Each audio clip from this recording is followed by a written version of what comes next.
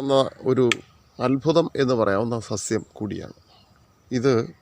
ദന്തപ്പാല എന്ന് പറയുന്ന ഇനത്തിലെ സസ്യം ആണ്. ഇത് രണ്ട് തരത്തിലുണ്ട്.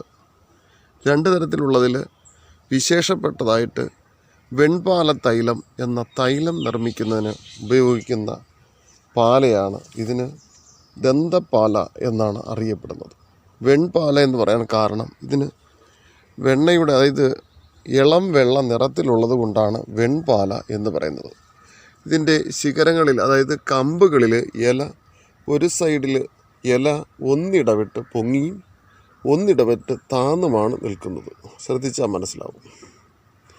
ഈ ദന്തപ്പാലയുടെ ഒരു ശകലം കറയെടുത്ത് വേദനയുള്ള, അതായത് പല്ലിൽ പുഴുവായിട്ടുള്ള പല്ലിൻ്റെ പോട്ടിലേക്ക് ഒഴിച്ചു കഴിഞ്ഞാൽ എത്രയും പെട്ടെന്ന് തന്നെ ആ പോട്ടിലുള്ള പുഴു ചത്ത് പൊങ്ങുകയും അതോടൊപ്പം തന്നെ പല്ല് വൃത്തിയായി അതിനകത്തുള്ള കൃമി കീടാദികൾ ചത്ത് മലക്കുകയും ചെയ്യുന്നത് നമുക്ക് അത്ഭുതമായിട്ട് കാണാൻ സാധിക്കും.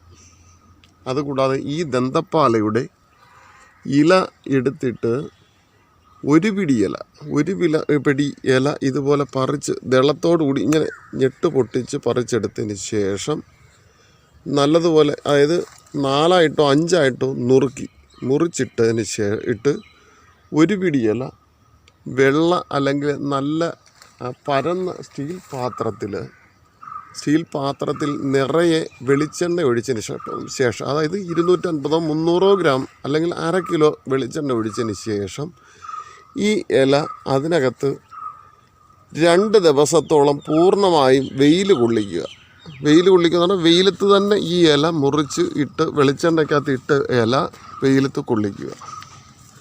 അങ്ങനെ 2 ദിവസം പൂർണ്ണമായി വെയിൽ കൊണ്ടു കഴിഞ്ഞാൽ തീർച്ചയായിട്ടും ആ തൈലം റെഡിയാക്കി.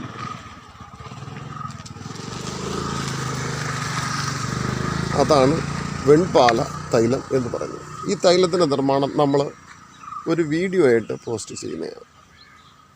ഇതിൻ്റെ ഒരു പ്രത്യേകത എന്ന് പറഞ്ഞാൽ നമുക്ക് ത്വക്കിൻ്റെ ഭാഗത്തുണ്ടാകുന്ന എല്ലാ വിധത്തിലുള്ള ഫംഗസുകളെ, അതായത് പുഴുക്കടി, ചൊറി, വിട്ടുമാറാത്ത ചൊറി, ഇവയൊക്കെ ഭേദമാക്കാൻ ഈ വെൺപാല തൈലം 1 സ്പൂണ് അകത്ത് കഴിക്കുക.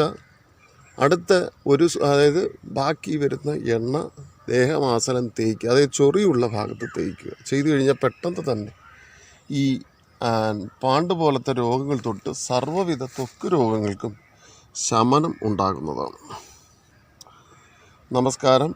എല്ലാവർക്കും ഇഷ്ടപ്പെട്ടു എന്നുണ്ടെങ്കിൽ അതിനെപ്പറ്റി കൂടുതൽ അറിയുവാനും ഈ മരുന്നുകൾ നിങ്ങൾക്ക് ലഭിക്കണമെന്നുണ്ടെങ്കിൽ എന്നെ വിളിച്ചാൽ നിങ്ങൾക്ക് ഞാൻ എത്തിച്ചു തരുന്നതായിരിക്കും. നമസ്കാരം.